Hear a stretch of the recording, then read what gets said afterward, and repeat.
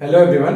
तो इस वीडियो में हम डिस्कस करेंगे आपका इंजीनियरिंग मैथमेटिक्स या फिर आप कह सकते हैं कि जनरल एप्टीट्यूड का प्रोबेबिलिटी टॉपिक से सीएस ब्रांच के लिए गेट प्रीवियस ईयर में आपका एक क्वेश्चन आया था 2013 में। तो वही प्रॉब्लम हम देखेंगे। जनरली ये प्रॉब्लम जो है आपका एप्टीट्यूड में, जहाँ पे आप जैसे मान सकते हैं कि कोई भी कॉम्पिटिटिव एग्जाम देते हैं या फिर आपका जो प्लेसमेंट रिलेटेड भी एग्जाम होता है वहां पे भी ऐसे क्वेश्चन आते हैं। तो देखिए आइए क्वेश्चन पे आते हैं। तो देखिए क्वेश्चन में दिया हुआ है, out of all 2 digit integers between 1 and 100 a 2 digit number has to be selected at random.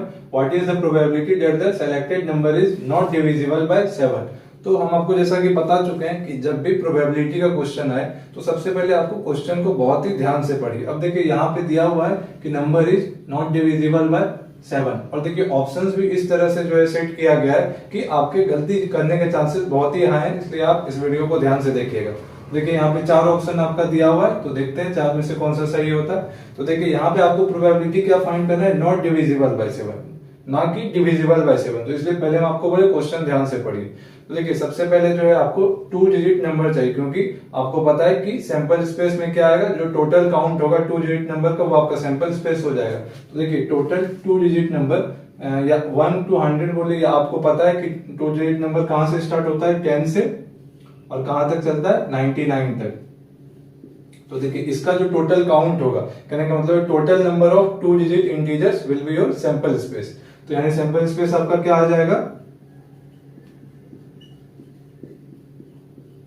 देखिए आपको पता करना है कि टोटल 2 डिजिट नंबर, या फिर जब भी ऐसा कुछ लिखा हुआ हो कि इतना से लेके इतना तक में कितना टोटल नंबर्स आ रहा होगा, तो इसका आप मान सकते हैं कि आप याद कर लीजिए, या फिर ये कॉमन सेंस की बात है आपका कि इसका होता है आपका upper bound minus lower bound plus 1। तो ये जो है आपका जब आप एरे पढ़िएगा, एरे टॉपिक, वहां पे भी जब आप बेस एड्रेस फाइंड करते हैं तो वहां पे भी ये बहुत ही काम आता है। तो सैंपल स्पेस आपका क्या हो जाएगा, इनके बीच, यानी कहने का मतलब है टोटल 2 डिजिट इंटीजर्स या फिर नंबर्स कितना आ रहा होगा, सॉरी इंटीजर्स नहीं, हम नंबर्स की बात कर रहे हैं, आपका होल नंबर का बात कर रहे हैं। तो कितना हो जाएगा 99, यानी 99 आपका क्या था, 99 था आपका अपर लिमिट या अपर बाउंड। तो upper bound minus lower bound, lower bound आपका क्या था 10 प्लस 1।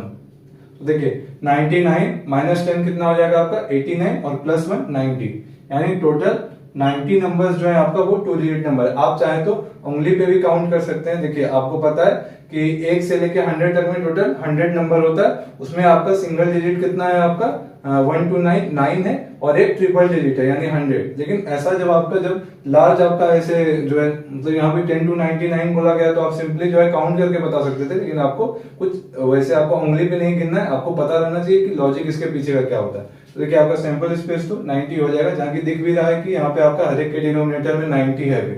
अब चलते हैं हम फेवरेबल आउटकम पे। तो फेवरेबल आउटकम क्या है कि कोई भी नंबर को आप रेंडमली सेलेक्ट करें इन 90 नंबर्स में से, सच दैट वो नंबर आपका डिविजिबल बाय 7 नहीं होना चाहिए। फिर देखिए फिर वही बात आता है, कुछ लोग मैन्युअली काउंट करेंगे, अच्छा ये नंबर नहीं होता, ये नंबर नहीं, तो इसमें बहुत टाइम लगेगा, ऐसा आप कर नहीं सकते। और जब आपका जो है रेंज बहुत ज्यादा रहेगा तो उस केस में आपको और भी डिफिकल्टी होगा। तो देखिए सबसे पहले हम क्या करेंगे कि नंबर जो है नॉट डिविजिबल बाय 7 को हम इस तरह से, जैसे अभी हम आपको इनडायरेक्ट काउंटिंग अप्रोच बताए थे, तो नॉट डिविजिबल बाय 7 का क्या मतलब हो सकता है कि total 2 digit numbers minus divisible by 7। तो देखिए पहले हम फाइंड करेंगे कि कौन कौन कितने नंबर्स जो है डिविजिबल बाय 7 होंगे 1 to 100 में। तो देखिए नंबर्स डिविजिबल बाय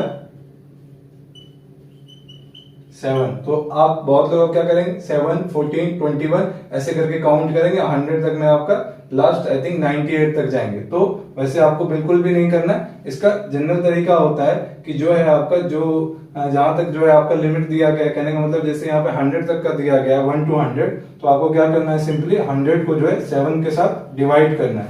और इसका जो है देखिए हमेशा कोई जरूरी नहीं है कि यहाँ से आपको कोई पॉजिटिव इंटीजर वैल्यू मिल रहा होगा, तो इसलिए आपको इसका जो है आपको फ्लोर फंक्शन लेना है। तो फ्लोर फंक्शन क्या होता है, देखिए फ्लोर क्यों नाम पड़ा है, क्योंकि आप इसको ऐसे समझ सकते हैं कि फ्लोर जो होता है आपका जमीन, जैसे अभी हम खड़े हैं तो नीचे वाला जो है आपका ये क्या है, नीचे वाला फ्लोर है और ऊपर वाला आपका सील है। तो फ्लोर फंक्शन किसी का भी जब हम फाइंड कर रहे हो, तो जैसे हम एग्जांपल लेके बताते हैं कि कोई भी इंटीजर का, सबसे पहले कोई भी इंटीजर का फ्लोर वैल्यू जो है हमेशा वो इंटीजर ही होता है। कहने का मतलब है कि floor value of 1 equal to 1 ही होगा। कुछ भी इंटीजर है तो सेम वैल्यू होता है, लेकिन अगर आपका floor value of 1 point anything जो है तो इसका क्या होगा, 1 ही होगा। यानी फ्लोर वैल्यू जो है हमेशा less than equal to that integer होता है जो आपका इंटीजर वाला पार्ट होता है। सिमिलरली नेगेटिव के केस में क्या होगा, अगर आपका -1 पॉइंट समथिंग है, मान लेते हैं -1.25, तो इसका फ्लोर वैल्यू क्या होगा, इसका फ्लोर वैल्यू आपका आ रहा होगा -2। तो देखिए आपको ये समझ में आ गया होगा और आप लोग ये पहले पढ़े भी हैं। आप ऐसे भी सोच सकते हैं कि जैसे आप जैसे खड़े हैं तो आप नीचे से सोचिए कि नीचे से और ऊपर का जो जस्ट आपका जो सील है उसके जस्ट नीचे तक उसका वैल्यू जब आप उसका फ्लोर लीजिएगा तो हमेशा क्या होगा, नीचे वाला ही काउंट होगा। तो नीचे वाला आपका क्या आ रहा होगा, नीचे वाला आप यहाँ पे जैसे बताया कि 1.99 भी इवन रहेगा, मतलब आपका क्लोज भी है, 2 के क्लोज है, फिर भी जब आप उसका फ्लोर लीजिएगा तो आपका नीचे का वैल्यू मिलेगा यानी 1 मिल रहा होगा।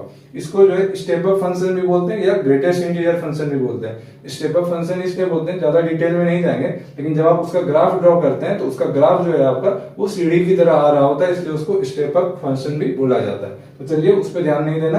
देखिए यहाँ से 100/7 कितना आ रहा होगा आपका 14 पॉइंट समथिंग, लेकिन 14 पॉइंट समथिंग का जब आप ग्रेटेस्ट इंटीजर फंक्शन लीजिएगा तो क्या आ जाएगा 14। तो देखिए ये था आपका, ये टोटल आपका 1 to 100 में से 1 to 100 में से आपका टोटल कितना नंबर डिविजिबल है 7 से 14। लेकिन देखिए अब यहीं पे ट्विस्ट है, बहुत लोग गलती करेंगे। हम बात कर रहे हैं 2 डिजिट इंटीजर्स का, तो 2 डिजिट इंटीजर्स का बात कर रहे हैं तो इसमें एक नंबर होगा 7 तो खुद से भी तो डिविजिबल है, तो वो भी आपका काउंट हो जा रहा है। यानी अगर हम सिर्फ 2 डिजिट का बात करें तो आपको 14 में से एक सब्ट्रैक्ट करना होगा, क्योंकि 7 एक सिंगल डिजिट नंबर है जो आपका 7 से डिविजिबल है। यानी अगर सिर्फ 2 डिजिट का बात करें, लिखने नहीं वाले, आपको समझ में आ रहा होगा, तो कितना आ जाएगा, एक केस को आपको सब्ट्रैक्ट करना होगा, यानी 14 - 1 13। तो टोटल 13 नंबर्स हैं जो 7 से डिविजिबल है। हम 2 डिजिट नंबर्स की बात कर रहे हैं, तो 13 नंबर्स अगर डिविजिबल हैं तो नॉट डिविजिबल कितना हो जाएगा, टोटल इनडायरेक्ट काउंटिंग अप्रोच बता चुके हैं, तो टोटल -13। तो देखिए टोटल आपका कितना है, टोटल है आपका 90 और -13। तो देखिए 90 और आपका -13 कितना हो जाएगा, 90 - 13 आपका आ जाएगा, आई थिंक ये हो जाएगा आपका 77 हाँ 77 आ जाएगा ये। तो 90 - 13 जो है आपका 77 आ जाएगा। तो ये क्या हो जाएगा आपका, ये हो जाएगा फेवरेबल आउटकम्स। तो देखिए आपको पता चल गया कि फेवरेबल आउटकम्स क्या है 77, और आपको टोटल सैंपल स्पेस क्या है 90। तो आपको पता है कि probability of any event is equal to favourable outcomes by sample space. तो यहाँ पे मेरे पास जगह कम है, लेकिन हम फिर से इसको इरेज करके लिखने जा रहे हैं।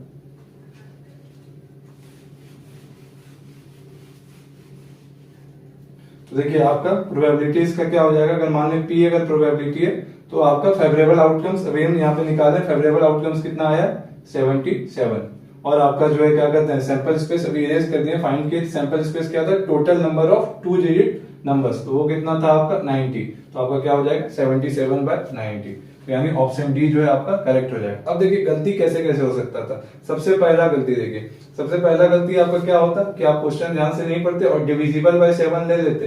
और डिविजिबल बाय 7 में भी देखिए आप अगर यहाँ पे क्या कहते हैं 13 आया था जो कि डिविजिबल बाय 7 था, तो 13/90 में आप टिक कर देते, लेकिन वैसा था ही नहीं, क्वेश्चन में नॉट डिविजिबल बाय था। और उसके बाद देखिए एक और चीज, अगर आपने यहाँ पे 2 डिजिट का बात किया गया है और अगर आपने यहाँ पे -1 सब्ट्रैक्ट नहीं किया गया होता, क्यों -1 किया हम बताएं, तो उस केस में भी आपका गलत आंसर आ रहा होता है। इसलिए क्वेश्चन हमेशा ध्यान से पढ़िए, जब भी कोई भी क्वेश्चन को ध्यान से पढ़ना चाहिए, लेकिन प्रोबेबिलिटी के क्वेश्चन में खास करके आप क्वेश्चन को 2 बार पढ़िए, नहीं तो गलत आंसर आने के चांसेस रहते हैं। इसलिए जो है, और आपका जो क्वेश्चन सेट करता है वो भी ऑप्शंस ऐसे डालता है कि जो उनको पता है कि बच्चे क्या गलत आंसर फाइंड कर सकते हैं, तो वो भी एक वन ऑफ द ऑप्शन रहता है। तो इसलिए आप क्वेश्चन हमेशा बहुत ही ध्यान से पढ़िए। तो आई होप आपको समझ में आया होगा। Thank you.